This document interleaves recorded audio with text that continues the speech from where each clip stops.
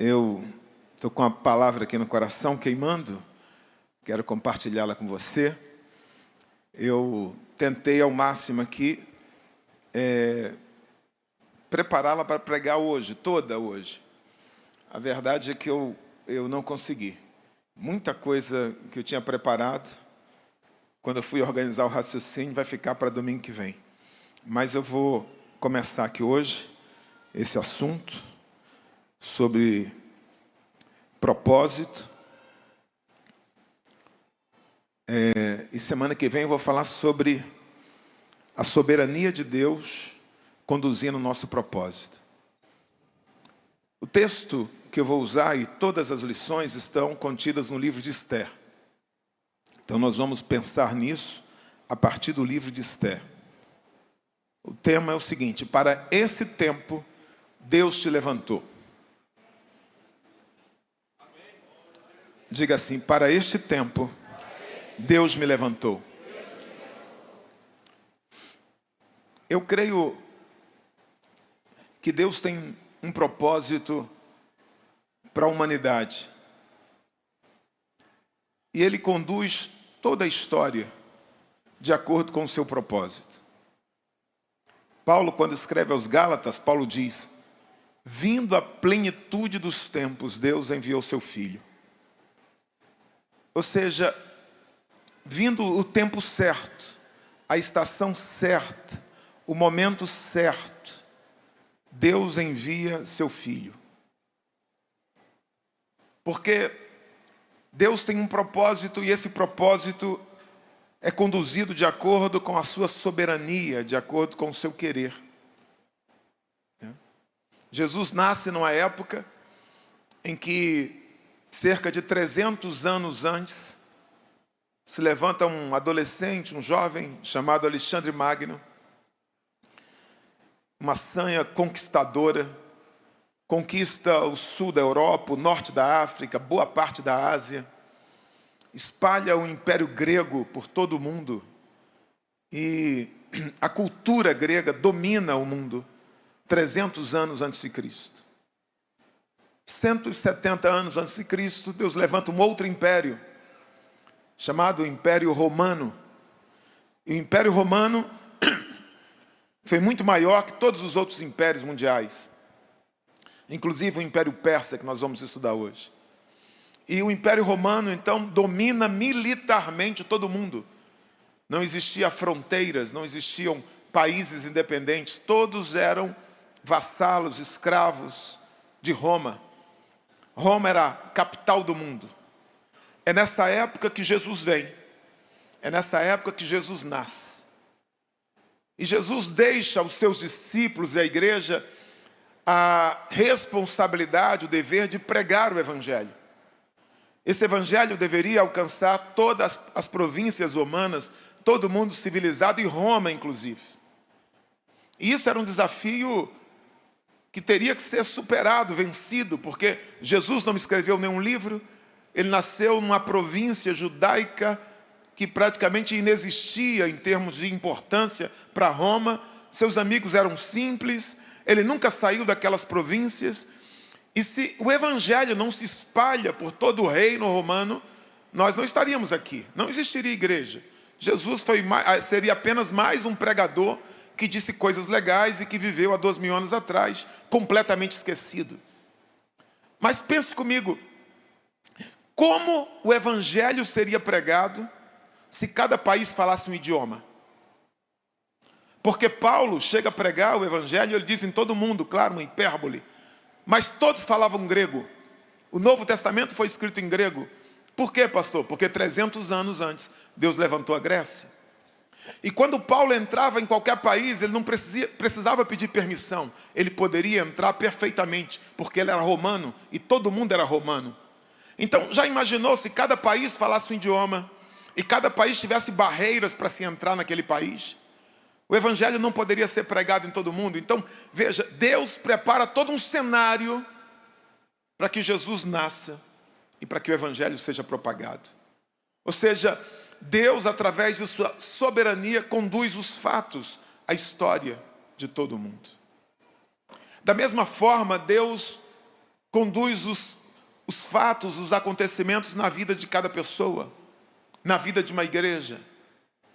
Nada acontece por acaso, Deus nunca é pego de surpresa.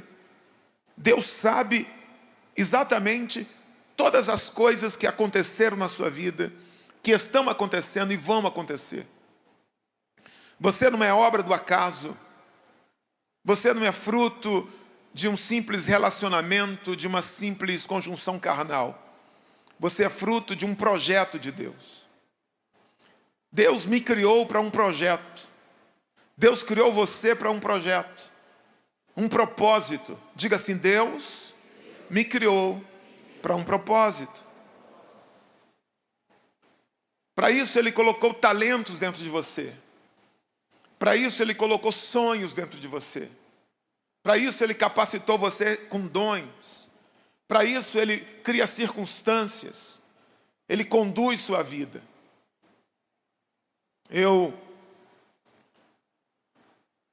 12 meses antes de ser pastor, eu decidi que não queria ser pastor.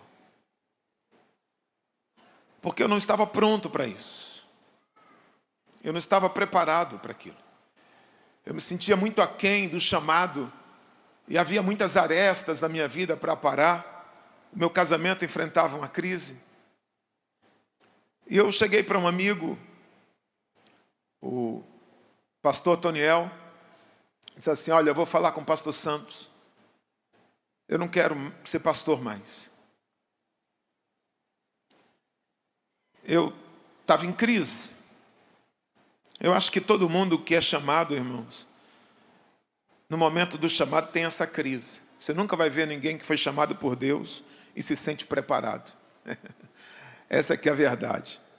Se você está aqui e você se sente fraco, e você se sente inapto, incapaz para cumprir aquilo que Deus criou você, então você está no ponto que Deus quer. Porque a Bíblia diz: o meu poder se aperfeiçoa na fraqueza. É na fraqueza. Deus não chama fortes, Deus chama fracos. E eu cheguei para ele e falei: vou falar com o pastor Santos. Ele falou: não, não faça isso. É porque, além de eu não me sentir preparado, eu estou amando o direito. E eu quero seguir a carreira jurídica, é isso que eu quero. Porque eu imaginava que se eu me tornasse pastor, e se eu me separasse da Débora, isso parecia algo certo na época, ia gerar algum tipo de escândalo, e eu não queria ser motivo de escândalo. Então não tem nenhum problema um advogado se separar. Mas tem muito problema um pastor se separar. E ele falou: não, você não vai fazer isso não, por favor. Eu estava há 10 dias de ser pastor, estava no 3º ano do direito, e eu trouxe minha mãe para a minha consagração. Minha mãe era uma crente. Eu sou natural de Natal, então minha mãe é natalense, veio de Natal para o Rio de Janeiro. Ela me chamava de Mutinho.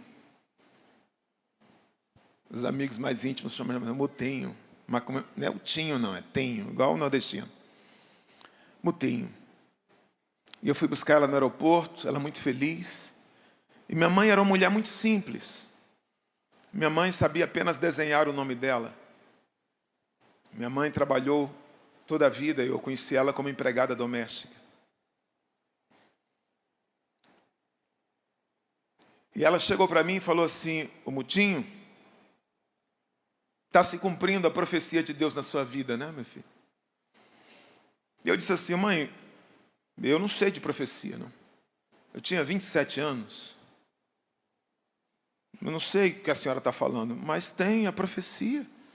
Lá, fulano de tal, Beltrano, tal, se chama de o filho da promessa, porque estavam presentes. Eu falei: eu não sei que promessa a senhora está falando. Minha mãe era uma pessoa tão simples, mas com uma fé tão grande, tão gigantesca, que era algo que impressionava. Ela cria em Deus, como eu creio que esse copo está aqui. Certo, para ela tudo era certo na fé. Ela cria com muita convicção. E ela disse assim: meu filho, pois foi na casa da irmã Maria Dália, foi o nome que ela disse, Maria Dália. Estava presente a sua tia, Francineide, o nome dela era Francinete, né? Tinha a Francinei, devia ter outra France lá. E essas pessoas, depois eu as consultei e repetiram o que minha mãe disse com as mesmas palavras. Escute, eu quero lembrar você, eu estava há quantos dias de ser pastor? 10 dias. Eu estava no 2º para 3º ano da faculdade de Direito. Eu tinha 27 anos e eu nunca tinha ouvido isso. Eu me lembro que quando eu tinha 16, 17 anos, eu trabalhava como ajudante de obras do meu tio, porque eu tinha que trabalhar, estudava à noite e eu vinha de 2 ônibus. Pegava um ônibus da Urca, uma obra que a gente estava fazendo lá, soltava na Praça Tiradentes e pegava o 313 até a Penha. Conhece, comando? E um dia eu vinha naquele ônibus cansado, que eu tinha que ir para a escola, para estudar de noite. E eu vinha naquele ônibus e o ônibus parou ao lado da Faculdade Nacional de Direito. FND, Faculdade Nacional de Direito, que é o campus de Direito da Faculdade Federal do Estado do Rio de Janeiro, o FRJ. E eu olhei para aquilo, irmãos, eu trabalhava como ajudante de obras, eu tinha 16 anos. Eu morava no Rio de Janeiro. A minha casa era esse tamanho aqui, ó. Daqui, tamanho desse praticável aqui, mais ou menos. Era um quarto. No alto da Vila Cruzeiro. Não tinha luz.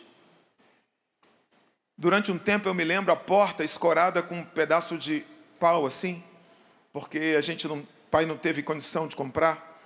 Era eu, meu pai e minha irmã. Meu pai já tinha casado 8 vezes e nessa época já acho que não queria mais casar. Então éramos só nós 3. À luz de vela, às vezes jantávamos, às vezes não jantávamos. E eu morava nesse lugar. E quando eu olho para a Faculdade Nacional de Direito, eu fiz assim, ó. Anos depois, quando eu passei, Deus falou comigo assim, eu ouvi o seu suspiro aqui ao lado. E ministrou, agrada-te do Senhor e Ele satisfará o desejo do teu coração. E quando, com 27 anos, eu estava já no 3º ano da faculdade de Direito, há 10 dias de ser pastor, minha mãe chega e me diz, eu estava orando na casa da Maria Dália, de joelhos, baixinho assim, falando com Deus. Porque ela, por ser analfabeta, era muito tímida, então falava muito pouco a minha mãe. E ela falou que um profeta veio de lá marchando. É do profeta, né? Não precisa marchar. Tinha uma irmã que na primeira igreja que eu dirigia chegava perto de mim, ela não marchava, não gritava, não rodava, mas o que ela falava era de Deus. E tinha outros que faziam aquele carnaval e eu falava, será que é de Deus mesmo? Então, mas é o jeito de cada um, né? Ela falou que o varão disse o nome do irmão, eu não me lembro o nome do irmão, mas ela disse, irmão fulano de tal, que já dormia com o Senhor, quando eu fui a Natal, já não o conheci. E ele veio marchando, colocou a mão na cabeça dela, e ela estava orando assim, no lugar dela, Deus, me dá uma filha, ou me dá um filho, porque o Ferreira vai trabalhar e eu fico em casa sozinha. É ruim ficar sozinho, eu queria uma companhia, me dá um filho, me dá uma filha, ele estava pedindo. Estava sozinho, ninguém sabia que ela estava orando por isso. O varão foi lá, colocou a mão na cabeça dela e disse assim, minha serva, eu vou te dar um filho varão, que vai viver para a minha obra, e será um homem da lei. Quando minha mãe me contou isso, o Espírito Santo na hora ministrou meu coração. Uma palavra do salmista Davi que diz, e me contemplaste, Salmo 136, e me contemplaste, quando eu era uma substância ainda informe, no ventre da minha mãe, e estabeleceste os meus dias, um a um, antes que eles existissem. E no teu livro escreveste os meus dias, antes que eles existissem. Um pastor evangélico, não sei se é pastor, mas ele se diz, cantou recentemente no altar de uma igreja, o acaso vai me proteger quando eu andar distraído. Escute, A sua vida não é dirigida por o acaso, não é o acaso que dirige você. A sua vida tem um escritor, a sua vida tem um autor, a sua vida tem um diretor, a sua vida tem alguém que estabeleceu os seus dias, a sua vida tem alguém que disse assim: esse é o dia de nascer, esse é o dia de prosperar, esse é o tempo da prova, esse é o dia da vitória, é aqui que eu vou mudar, aqui é a curva mais importante, é aqui que eu vou levantar, é aqui. Deus estabeleceu todos os dias. Diga assim: Deus me criou para um propósito e estabeleceu todos os meus dias, um a um, antes que eles existissem. Eu creio nisso, eu preciso crer nisso. A vontade de Deus é como um barco que a gente entra. Ele nos dá liberdade e dá liberdade a cada pessoa de tomar decisões. Mas esse transatlântico, ele tem um destino certo. Ele vai chegar a um alvo, a um propósito que Deus estabeleceu. E Deus nos criou para um propósito. Então, arde dentro de um homem, de uma mulher, sempre um sonho, um propósito, pelo qual eu vivo, para o qual eu nasci, para o qual eu existo. Quando Deus cria o homem lá no jardim, Deus não disse assim: Adão, criei você aí, descobre aí, vê aí, cara, para que você serve? Não. É como se um engenheiro criasse essa caixa e depois ele ficasse olhando para essa caixa: para que serve isso? Para que isso serve? O engenheiro que criou a caixa, e daqui a pouco ele liga o microfone e fala: ih, sai som dela. É como se o engenheiro criasse esse telão e dissesse assim: eu não sei para que serve. Para que é isso? Você colocou tantos pixels, tantas placas, para que? Eu não sei para que serve. Aí daqui a pouco ele conecta o computador e projeta imagem. Não. Você acredita que isso é possível? Não. Quando o engenheiro criou esse microfone, ele sabia exatamente para que propósito ele serviria. Quando o engenheiro criou essa caixa, ele sabia exatamente para que propósito ela serviria. Quando Deus criou você, Deus sabia exatamente para que propósito Ele tinha criado você. Você é um propósito, você é um projeto de Deus, criado para um propósito. Você crê nisso? Diga amém. Sabe, nem toda depressão é existencial. Existe depressão psíquica, hormonal, endócrina, falta de vitamina D, falta de lítio, serotonina. Mas toda depressão vai afetar necessariamente o propósito, ou tem a ver com o propósito. Uma pessoa que ela não vive por um propósito, ela é uma pessoa perdida. Sabe um cão vira-lata andando na rua e que ele não tem um lugar a chegar? Ele não sabe para onde está indo. Se você conversasse com ele: para onde você está indo? Eu não sei. É onde o cheiro voa, é onde o beco estiver aberto que ele entra. Ele não tem um destino. O ser humano não. O ser humano precisa estar caminhando para algum lugar. O ser humano precisa de um alvo, de um objetivo. Adão, você foi criado, você vai cuidar do jardim. Você vai cultivar o jardim. Você vai dar nome aos animais. Deus dá propósito. E Eva é colocada ao lado dele para quê? Para ajudar no propósito. Por isso uma mulher, quando se casa com um homem, e esse homem não tem um propósito, ela fica perdida.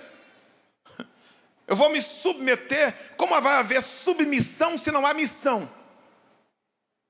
Eu preciso de um propósito. Por isso, toda pessoa que não tem um propósito, ela tende a ficar depressiva. Porque ela acorda todo dia e diz assim: não há razão porque eu tenho que acordar. Não há razão porque eu tenho que lutar. Não há razão porque eu tenho que enfrentar. Porque ela não compreende o seu propósito. Nós precisamos de um propósito. E Deus nos criou para isso. Eu não vou ter como abordar todo o livro de Esther, mas há 10 lições sobre propósito, baseados nesse livro que eu quero compartilhar com você. O texto base que eu escolhi é Esther 4:14.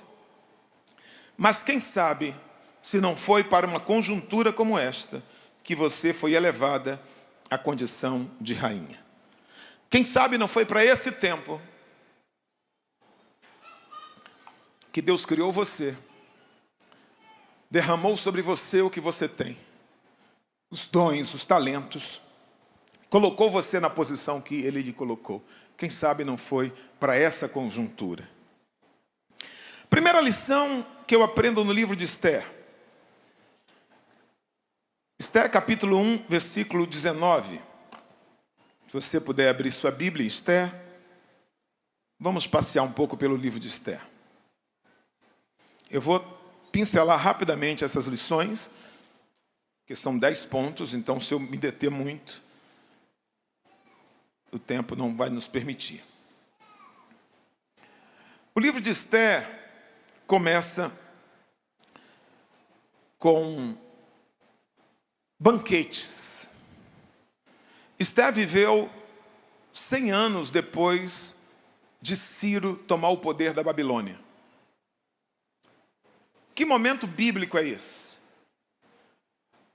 A gente precisa voltar no tempo e eu vou falar isso rapidamente. Quando as tribos de Israel se partem em Reino do Norte, capital Samaria, e Reino do Sul, Judá, Israel, Norte chamado Israel, Reino do Sul chamado Judá. O Reino do Norte, Israel, capital Samaria, cai para o Império Assírio. Existe durante 250 anos. 100 anos depois, cai o Império do Sul, chamado Judá, cuja capital era Jerusalém. Quem toma Jerusalém é o rei babilônico, chamado Nabucodonosor. E Nabucodonosor leva os judeus, o Reino do Sul, para a Babilônia, para um cativeiro que duraria 70 anos. E leva em 3 levas, em 3 momentos. Primeiro leva a nobreza, onde é levado Daniel, Sadraque, Mesaque, Abdenego, eles eram príncipes. Depois a aristocracia, depois o povo, destrói a cidade, Jerusalém fica arrasada. 60 anos depois, os persas, os medo-persas, a união da Média e da Pérsia, tomam o poder da Babilônia. Babilônia cai. E Ciro, que é o rei persa, permite que os judeus voltem para Jerusalém para reconstruir Jerusalém. 100 anos depois desse fato, a Pérsia ainda governava o mundo. O reino da Pérsia era composto por 127 províncias, entre elas a província de Judá. Dividida em sátrapas, em regiões. Eram 127 povos, 127 países. Então imagina, a Bíblia diz que ia da Índia até a Etiópia. Ou seja, a Pérsia dominava 2 continentes, da Índia até a África. E o cara que comandava tudo isso se chamava Assuero, nome hebraico, ou Xerxes, o nome grego. A sua versão talvez esteja Xerxes ou Assuero. Há um outro nome também, que é um nome persa, mas é uma pronúncia muito difícil. Eu não vou me meter a besta para falar, não. Então vamos ficar só com Assuero. Então, Assuero era um cara muito poderoso. E Assuero era um cara que gostava de dar festas, e dar festas. E ele dá uma festa de 187 dias. Mais de 6 meses de festa. Que é isso, irmão? É muito tempo de festa, para mostrar toda a sua riqueza e toda a sua glória. Sabe o que é isso? Quando você vai num parque muito grande, não vai um dia só. Um dia só não dá, é muito grande. Você precisa de 3 dias para conhecer. O reino de Assuero precisava de 6 meses, para ele mostrar a sua riqueza. Já participou de uma festa de 6 meses, irmão? As festas longas, as festas judaicas também eram muito tempo. Alguém falou assim para o outro, vamos para um aniversário de 15 anos? Eu falei, não, só eu vou, mas só fico 4 anos. É porque era muito tempo. Piada sem graça. Ninguém. 6 meses de festa. Imagina. E a Bíblia diz que tudo é com ouro. Haviam sofás de prata e ouro. Todos os seus convidados, nos seus banquetes, bebiam em taças de ouro. E cada taça era diferente da outra. E ele chama os seus empregados assim, dê vinho, cada convidado meu quiser. Nos últimos 7 dias, ele manda chamar todo o povo da capital, o império, o palácio de inverno dele, que era Suzã, sua capital de inverno. E ele manda chamar a população. E diz assim, ó, comida para todos, banquete para todos. Lá no 7º dia da festa, Assuero já tinha bebido todas. Completamente bêbado. Sabe, alegre pela bebida e tal.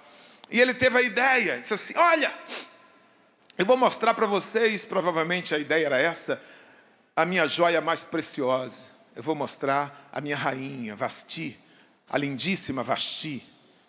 E Vasti estava também organizando um banquete. O povo vai gostar de banquete, hein, irmão? Festa.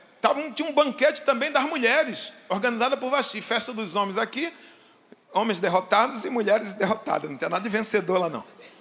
Ninguém era crente. Muito sexo, muita perdição, muita bebida. Todo mundo alcoolizado. Aí ele chama 7 eunucos, homens que serviam no palácio, próximo deles, assim, vão lá e tragam a Vasti. Eu quero que ela desfile aqui para os meus convidados. Eu quero que eles vejam, né, além do meu ouro, da minha prata, do meu vinho, eu quero que eles vejam a beleza da minha rainha. Cara orgulhoso, né? Cara soberbo, prepotente, infantil. Sabe o que acontece? Vasti disse assim, eu não vou não. Esse machista aí está pensando o quê? Pensando que eu sou uma coisa para ele mostrar? Está pensando que eu sou um objeto, uma cria para ele mostrar como eu estou gordinha, bem tratada? Eu não vou não. E venha com a coroa. Ela falou, não vou. Rapaz, envergonhou esse cara mais poderoso do mundo. Um homem poderosíssimo. Ele foi envergonhado diante de vários reis, porque ele era rei de reis. Ele era rei de governadores, e sátrapas, e príncipes. Aí ele ouve os seus conselheiros, o que é que a gente tem que fazer com Vasti? Alguém disse assim, é simples, destrona ela.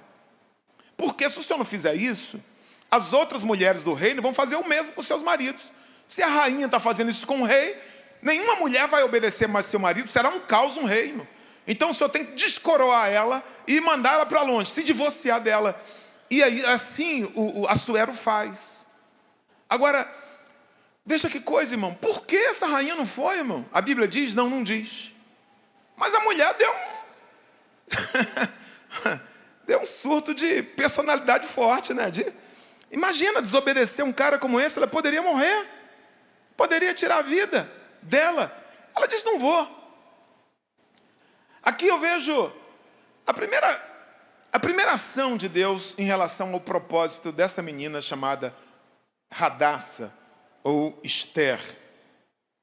Versículo 19. Esther 1,19.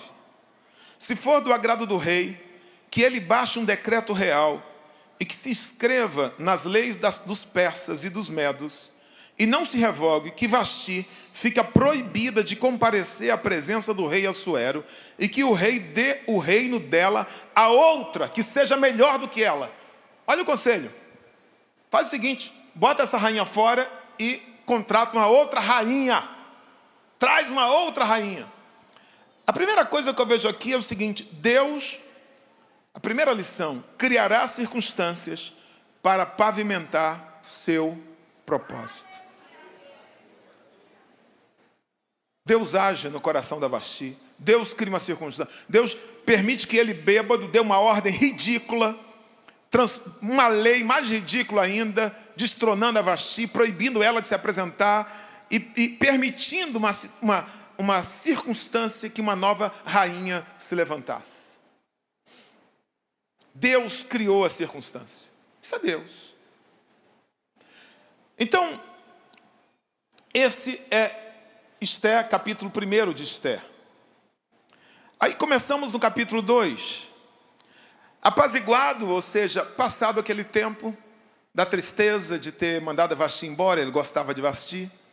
Alguém disse assim, olha, eu tenho uma proposta, a ideia é o seguinte. Manda trazer de todas as 127 províncias as virgens mais belas.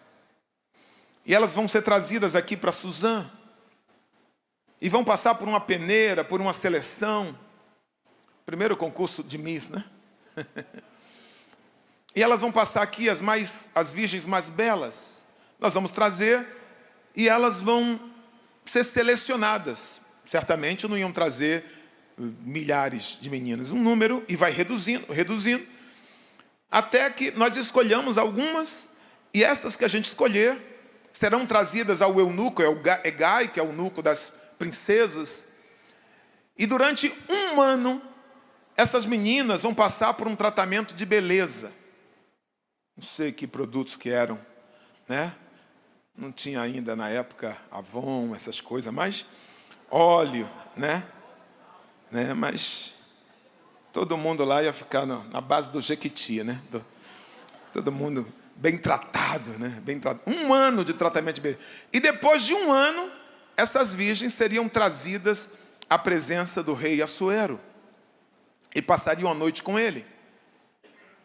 E depois disso, elas seriam levadas não mais para a casa das princesas, seriam levadas para a casa das concubinas, porque já não eram mais virgens, passaram a noite com o rei. E ela nunca mais veria o rei novamente. Nunca mais. A não ser que o rei a chamasse pelo nome. Enquanto isso, ela seria prisioneira no harém e ficaria ali para sempre, como propriedade do rei. Claro que as moças não queriam.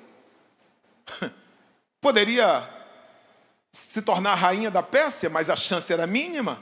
E se isso não acontecesse, todos os seus sonhos, possivelmente uma moça linda devia ter pretendente. Não era isso que o pai planejou para ela, não era isso que a mãe projetou para ela, mas muitas moças foram levadas. E entre essas moças, Esther foi levada. Quem era Esther? Esther era uma judia. Os judeus eram os povos, aquele povo que foi trazido lá de Judá, que tinha sido deportado para Jerusalém, mas ainda tinha um remanescente ali que vivia na Pérsia, entre os quais estava Hadassa. Só que Hadassa, ainda menina, Hadassa perdeu seus pais. Hadassa se tornou uma menina órfã. Hadassa não tinha um pai, não tinha uma mãe. Ela não perdeu sua mãe. Perder a mãe é uma tragédia. Perder o pai é uma tragédia, ela perdeu ambos. E Deus levanta um primo chamado Mordecai, ou Mardoqueu, para cuidar dela. Um primo mais velho. E Mardoqueu passa a cuidar de Hadassa como sua filha, ali em Suzã. Era Mardoqueu. E Mardoqueu é alguém que Deus preparou para isso, para cuidar dela. Esther, vamos ler aqui, Esther capítulo 2, a partir do versículo 5. Ora, na cidade de Suzã havia um judeu da tribo de Benjamim, chamado Mordecai. É muito importante isso, a tribo dele. Benjamim, nós vamos ver isso depois. Filho de Jair, filho de Simei, filho de Quis. Este tinha sido levado de Jerusalém com os exércitos que foram deportados com Jeconias, rei de Judá, a quem Nabucodonosor, rei da Babilônia, havia levado para o exílio. Mordecai havia criado Hadassa, que é Esther, filha do seu tio. Hadassa é um nome judaico. Esther é um nome grego. Filha do seu tio, que era órfã de pai e mãe. A jovem era bonita e formosa. Depois que o pai e a mãe dela morreram, Mordecai a adotou como filha. Segunda lição que eu aprendo sobre propósito nesse livro é o seguinte: Deus colocará pessoas em seu caminho que acreditam no seu propósito. Mordecai cria Hadassa como uma filha, mas ela era pobre. E como toda moça pobre, ela deveria ter que fazer comida, arrumar a casa, lavar roupa, ir lá no tanque buscar água. Você acha que a mão de Hadassa era limpa? Era fininha, né? Melhor falando. Você acha que os cabelos delas eram tratados com óleos caríssimos? Você acha que a pele dela era protegida do sol? Não. Ela era uma moça humilde, criada de forma humilde. Era Hadassa. Judia, não era persa. Ou seja, era tida como escrava, como serva, como sub-raça. Em qualquer grande império é assim que é tratado. No Império Romano, quem não era romano, sub-raça. No Império Persa, quem não era persa, sub-raça. Então, ela era vista como alguém sem direito a privilégios. Mas Deus levanta alguém para cuidar de Hadassa. Radassa era alguém que tinha tudo para dar errado, perdeu seu pai, perdeu sua mãe, mas Deus levantou alguém para cuidar dela. Alguém que acreditava nela, alguém que investiu nela. Ela sabia ler, ensinou ela a ler, porque Mordecai sabia ler e ensinou isso a Radassa. Radassa era uma menina que desfrutava de certa cultura que muitas moças da sua época não sabiam. Por ser judia, falava hebraico, falava o idioma persa, falava mais de um idioma. Deus está preparando alguém para cuidar e para investir no propósito de Radassa.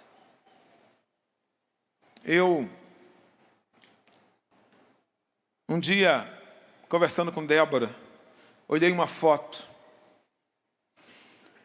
Irmão, eu olhei para mim e falei, cara, o que é que deu nessa mulher para casar comigo? Ela publicou essa foto, não sei se alguém viu. Eu, magro isso aqui, e assim, alguém assim que deu pena de mim quando eu olhei. Eu tive pena de mim quando eu olhei para mim. Porque eu passava necessidade, dava para ver na foto. Eu falei, Débora, e ela era bonitinha, ela sempre foi bonitinha. Um dia eu vinha da igreja e ela vinha de uma programação em Nova Iguaçu. E ela estava com o cabelo preso, com aquele negócio aqui, pega rapaz, e pegou mesmo. E ela tinha um cabelo assim, enroladinho, aquilo mexia com o meu coração.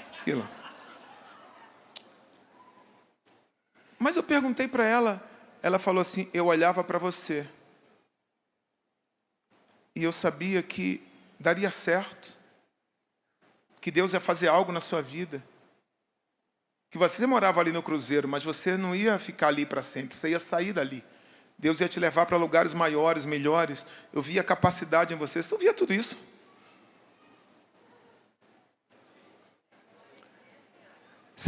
Deus vai colocar pessoas no seu caminho que vão acreditar em você. Que não vão olhar você como um louco, como um derrotado, que vão dizer assim, eu acredito em você. Deus tem coisas grandes para você. Deus sempre vai colocar alguém que acredita em você. Valorize essas pessoas. Deus vai colocar. Deus colocou na vida de Radassa um homem, um primo, que disse assim, você não tem pai, não tem mãe, mas eu vou ser um pai para você. Terceira lição, Esté capítulo 2, versículo 8. Quando a ordem e o decreto do rei foram divulgados, muitas moças foram levadas para a cidadela de Suzã. Foram levadas, ou seja, o soldado ia lá e pegava e levava. Sob os cuidados de Agai. Levaram também Esté ao palácio real e a entregaram aos cuidados de Agai, guarda das mulheres. A moça Esté lhe pareceu formosa e alcançou favor diante dele. Por isso Agai se apressou em dar-lhe os produtos de beleza e alimentação especial. Também lhe deu 7 moças escolhidas do palácio real e a transferiu com essas moças para os melhores aposentos do harém. Terceira lição que eu aprendo aqui. Sua origem e sua condição de vida não são impedimentos para seu propósito. Uma menina judia, órfã, criada por um primo, Deus está dizendo assim, eu vou levar você a se tornar a mulher mais importante da sua época, rainha de todo o Império Persa. Ela poderia dizer assim, mas eu não sou persa. Minha vida já passou por tanta desgraça. Eu já experimentei tantas dores. Deus está dizendo assim, olha, a sua origem não determina onde você vai chegar. O presente que você está vivendo, o momento que você está vivendo, ou o lugar de onde você veio, ou o sobrenome, ou a aparência, escute, não determina, não impede absolutamente nada de Deus te levar aonde Ele quer te levar.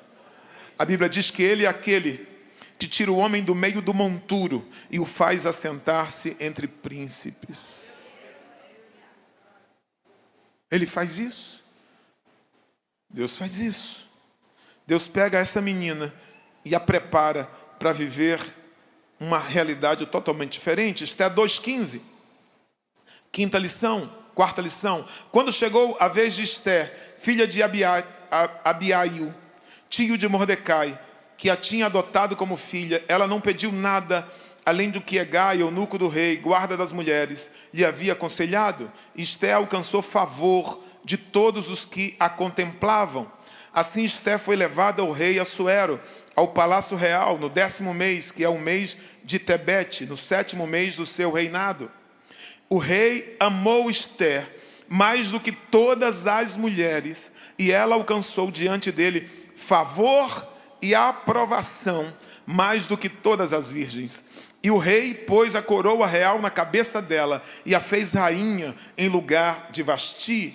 Quarta lição. Deus revestirá sua simplicidade de favor e fará dessa diferença sua maior qualidade. As moças, quando iam se apresentar diante do rei, elas podiam escolher qualquer joia, um colar, um brinco, muitos anéis, se vestir de ouro. Tinha acesso ao tesouro real e podia escolher qualquer ouro. E aquilo que ela escolhesse seria dela a partir daquele dia. Ester falou assim, não quero nada não. Mas como não? Você vai se apresentar diante do rei sem joias? Não quero nada. O que eu só achar, Gai? Pode me dar, não preciso não quero nada. A simplicidade. Sabe? Quando Saul tenta colocar sobre Davi a armadura, Davi, você vai lutar contra esse guerreiro, Davi. Você tem que levar espada, você tem que levar escudo, você tem que usar armadura. Davi tirou tudo aquilo e falou, não. Eu quero levar a minha funda, eu quero levar o cajado e o meu bornal. É com isso que eu vivo. Isso é o que Deus me deu. Você não precisa se vestir, se fantasiar de uma outra pessoa. Você não precisa de nada além daquilo que Deus já te deu. Na sua simplicidade, naquilo que Deus tem te dado, naquilo que Ele tem feito na tua vida. É exatamente isso que Deus vai usar para criar uma diferença. E isso será a tua maior arma, isso será a tua maior qualidade. Sabe um problema nosso, é ficar nos comparando com alguém. Comparando a gente com outros, você vai sofrer muito com isso. Você é única, você é único. Aquilo que Deus colocou em você, não colocou em ninguém. E é exatamente isso que Deus vai usar. Vai na sua força, na sua simplicidade. Você pode dizer amém? Quinta lição, Ester 2:20. Ester ainda não havia declarado a sua linhagem, o seu povo, como Mordecai lhe havia ordenado. E Ester continuava a cumprir as ordens de Mordecai, como tinha feito quando este a criara. Ester chega no palácio, mas ela não fala com ninguém que é judia. Existem verdades, irmãos, que elas exigem sabedoria. Existe o tempo certo para se dizer. Muitas vezes você vai ter que lidar com desafios, com inimigos, com problemas, porque você falou demais. Porque disse que não devia. Ester chega no palácio e não diz que é judia. Fica calada. Por quê? Porque Mordecai disse isso para ela. Não revele a sua nacionalidade. Eu aprendo aqui mais uma lição, a quinta lição. Seu propósito vai exigir fidelidade aos seus mentores durante todo o processo. Tenha mentores. Tenha conselheiros. Ouça pessoas que te amam e que têm mais experiência que você. Ouça pessoas que oram mais do que você. Ouça pessoas que conhecem a Bíblia mais do que você. Tenha mentores, tenha conselheiros. Ester tinha um mentor e ela seguiu o conselho do seu mentor. Sexta lição, Ester 3:5. Quando Amã viu que Mordecai não se inclinava, nem se prostrava diante dele, encheu-se de furor. Porém julgou que era pouco nos seus propósitos atentar apenas contra Mordecai, porque lhe haviam declarado de que povo era Mordecai. Por isso Amã procurou destruir todos os judeus, povo de Mordecai, que havia em todo o reino Assuero. No dia 13, no primeiro mês, chamaram os secretários do rei. E segundo tudo que Amã havia ordenado, se escreveu aos sátrapas do rei, aos governadores de todas as províncias e aos chefes de cada povo. A ordem devia ser endereçada a cada província no seu próprio modo de escrever, e a cada povo na sua própria língua. Foi escrita em nome do rei Assuero e selada como anel sinete do rei.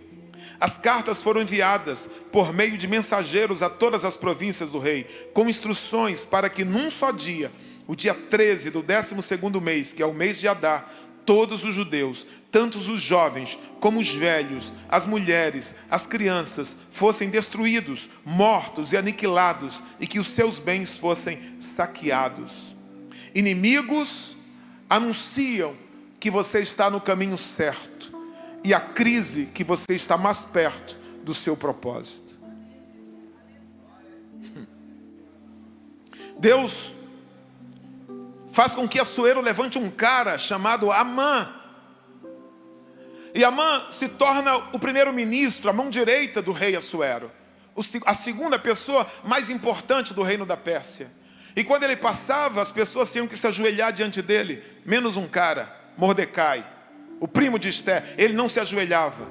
E chegaram para Amã e disseram: aquele cara não se ajoelha porque é judeu.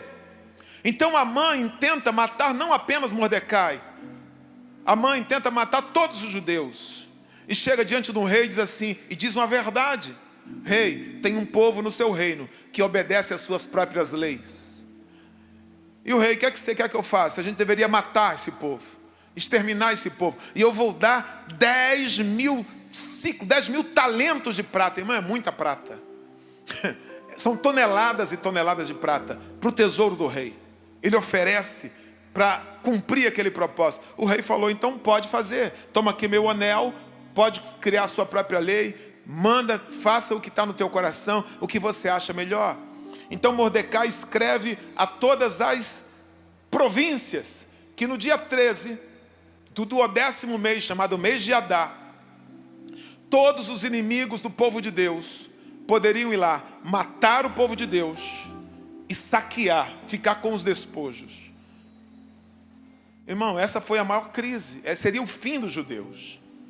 Seria um extermínio, não apenas em Suzã, em todas as províncias. Até em Judá os judeus seriam destruídos. Muitos inimigos. O que é isso, pastor? Isso é sinal de que você está no caminho certo. A oposição, o inimigo, o levante do inimigo é um sinal de que você está no caminho certo. Pastor, Satanás se levantou no meu trabalho. Pastor, se levantou uma crise. Sabe o que significa? Você está incomodando. Significa que você está no caminho certo. Significa que você está cumprindo o seu propósito. Nunca um caminho que Deus traça para alguém, ele será um caminho sem inimigos, sem adversários. Paulo diz: Deus me abriu uma grande porta, mas há muitos adversários. Todo caminho que Deus nos guia será um caminho marcado por adversários, por traiçoeiros, por gente falsa, por gente que vai levantar mentiras sobre você, que vai se opor a você. Satanás, ele não vai ver o propósito de Deus se cumprindo na sua vida e ele vai ficar de braços cruzados. Não, ele vai colocar opositores. Então não se abata, não fique triste, porque você tem opositores e gente se levanta. Isso é um sinal de que você está no caminho certo. E quando as dores de parto aumentarem, é porque a criança está para nascer. Quando a crise parecer pior, significa que o milagre está chegando. Quando esse decreto surge, Deus está dizendo: Esther, o teu propósito de vida está próximo. Inimigos anunciam que você está no caminho certo, e a crise que o seu propósito está perto. 7ª lição, Esther 4:13. Então Mordecai pediu que respondessem a Esther: não pense que por estar no palácio real, você será a única entre todos os judeus que conseguirá escapar. Quando Esther toma conhecimento, Esther diz assim: mas eu não posso ir na presença do rei. Porque Mordecai diz: fala com o rei sobre isso. Há um decreto para matar todos os judeus. Eu vou morrer, você também vai morrer. Esther diz assim: mas eu não posso ir diante do rei sem que o rei me convide, porque qualquer pessoa que for diante do rei sem ser convidada, ela será sentenciada à morte, a não ser que o rei estenda o cetro.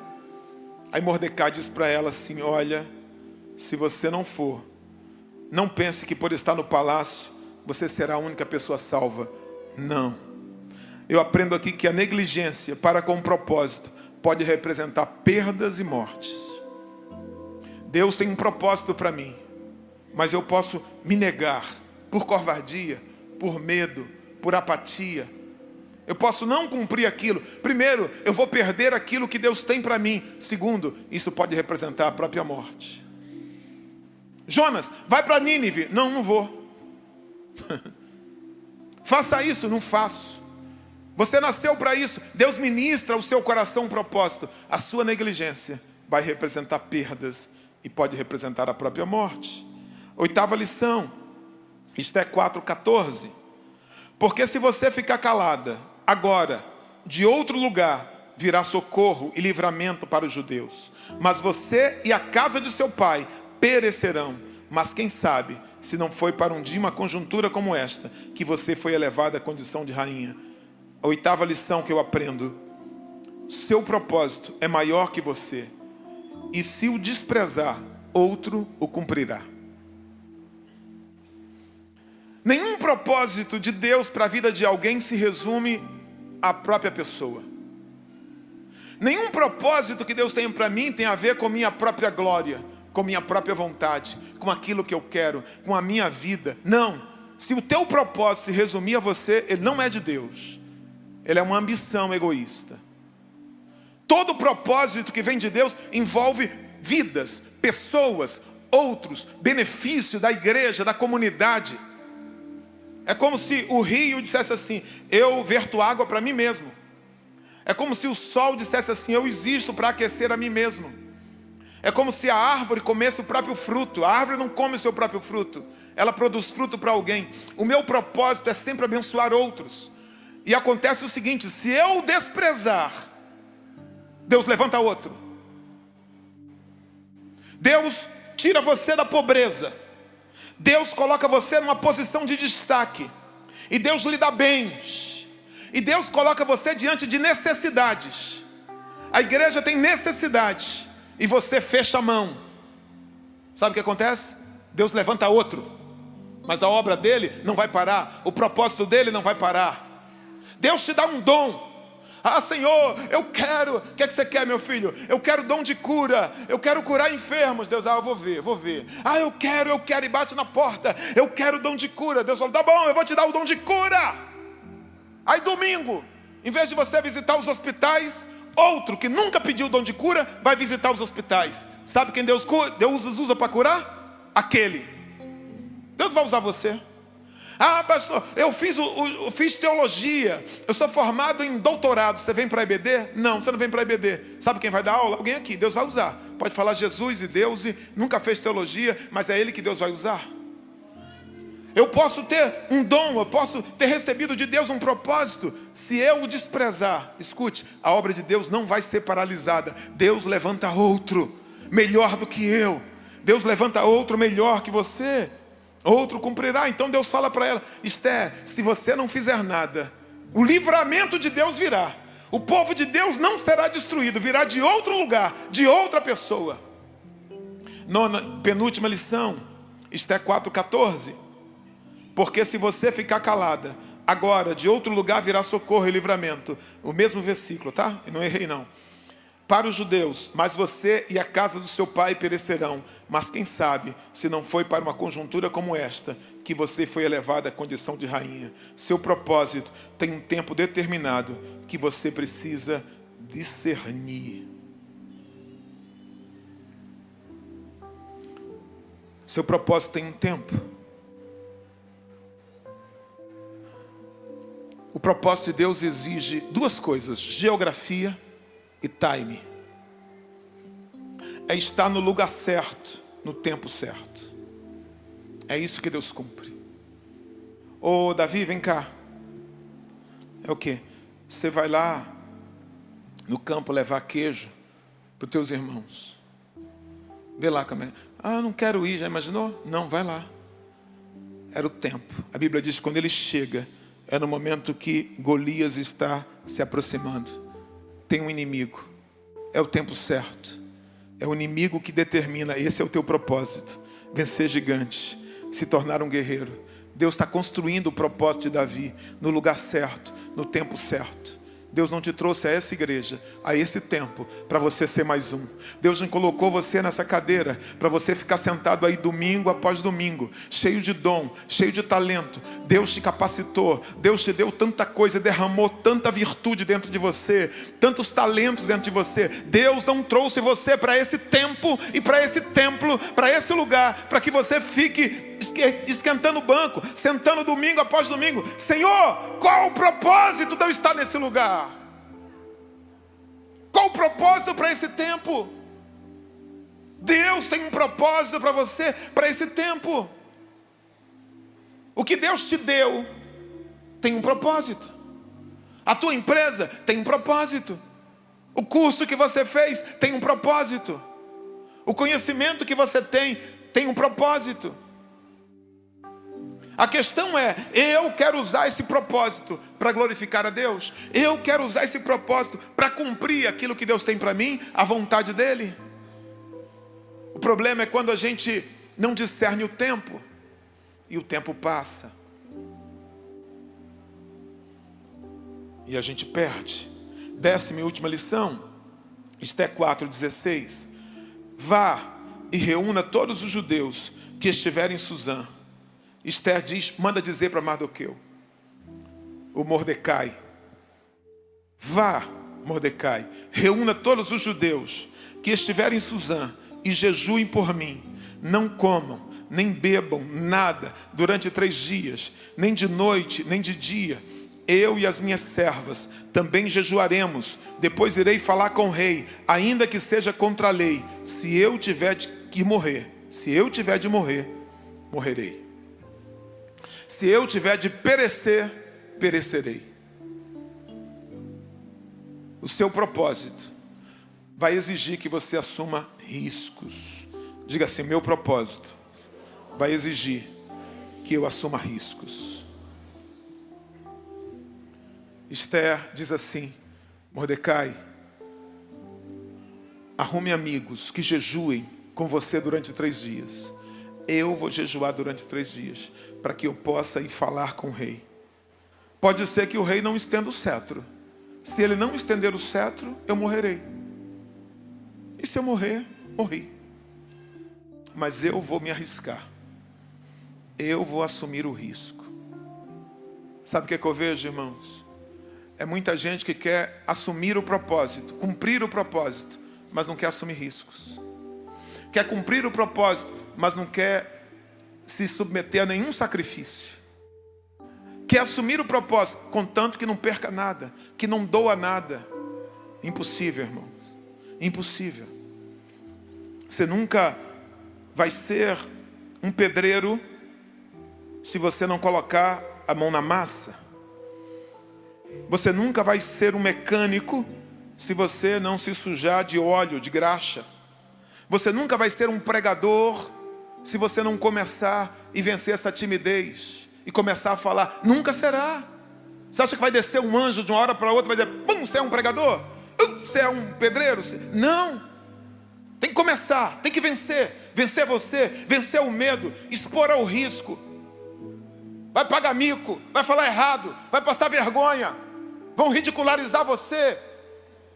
Esther falou, posso morrer, mas eu vou enfrentar. Em frente, em frente. Ah, eu quero ser empresário, mas só quando eu tiver o dinheiro suficiente para abrir a loja, para comprar todos os insumos, para contratar funcionários e tiver reserva de 2 anos. Aí, meu, esquece, meu irmão. Se você não estiver disposto a assumir riscos, a acreditar em possibilidades. Agora, como é que eu faço isso, pastor? Chama Deus para a guerra. É isso que ela fez. Senhor, eu não sei como é que eu vou fazer. Sabe o que Deus colocou sobre Esther? Graça. A Bíblia diz que ela achou graça aos olhos de Hegai. Quando ela se apresenta ao rei, o rei achou graça e benevolência aos olhos do rei. O que é isso? Deus vestiu Esther de graça. Você chega diante de Deus e fala, Senhor, me veste de graça. Me veste de autoridade, me dá sabedoria. Durante 3 dias ela jejuou. Semana que vem a gente vai ver o resultado disso. Como Deus usa tudo isso, a sua soberania, a sua providência, para mudar esse quadro, para reverter tudo isso. Eu quero que você fique de pé, por favor. O seu propósito vai exigir que você assuma riscos. Agora, deixa eu falar uma coisa.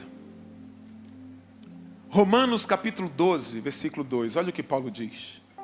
Mas não vos conformeis com este mundo, mas transformai-vos pela renovação do vosso entendimento, da vossa mente, para que sejam capazes de experimentar e comprovar a boa, agradável e perfeita vontade de Deus. Pastor, qual a vontade de Deus para a minha vida? Como é que eu descubro a vontade de Deus para a minha vida? Você precisa deixar a forma do mundo. Qual é a forma do mundo? É a forma que valoriza a carne. É a forma que não se arrepende do pecado. É a forma que despreza a amizade de Deus, que se afasta de Deus em atitudes, que fala de Deus em palavras, mas que não tem temor em suas atitudes. Quando você se afasta do mundo e você se aproxima de Deus, pela renovação da sua mente, aqui ó, mudar de mente, mudar de conversa, mudar de pensamento, mudar de amigo, mudar de ambiente, andar com gente que fala de Deus, andar de gente que crê, que tem fé, sabe? Sair do meio de gente que só fala bobagem, só fala coisa que te destrói, que te aprisiona, que te leva para o vício. Andar com pessoas de Deus, mudar a mente, falar, pensar coisas boas. Então você vai experimentar. Quando você fizer isso, se afastar do mundo, se aproximar das coisas de Deus, aí você vai experimentar a boa e perfeita e agradável vontade de Deus. E qual é a vontade de Deus? Paulo diz qual é a vontade de Deus. Primeira carta de Timóteo, capítulo 2, versículo 4. Olha o que Paulo diz, 1 Timóteo 4, 2. Deus deseja que todos os homens sejam salvos e cheguem ao conhecimento da verdade. Essa é a vontade de Deus. Para você viver os propósitos de Deus, você precisa começar com uma experiência. Que experiência, pastor? Receber Jesus como seu Salvador. Ter uma experiência pessoal, transformadora com Jesus. Enquanto Jesus não entrar na sua vida, e essa é a vontade de Deus, que Ele se torne seu Salvador, então você não vai experimentar a vontade de Deus. Você não vai viver o propósito que Deus tem para você. Deus tem um propósito. Se a sua vida não está boa, não está agradável, não está perfeita, ou se você vive um evangelho e isso não tem acontecido, tem algum vazamento, tem algum problema. Você não tem cumprido o propósito de Deus em algum momento. Porque quando a gente cumpre o propósito de Deus, é isso que Deus quer. Que a vontade dEle se estabeleça. Que o propósito dEle se estabeleça. E isso será bom, agradável e perfeito. Tem inimigos, tem crises, tem desafios. Mas ainda assim, eu vou ter paz. Ainda assim eu vou viver tudo aquilo que Deus tem para mim. Eu quero orar por você que está aqui. Ninguém vai no seu lugar buscar você. Ninguém vai lhe forçar absolutamente nada.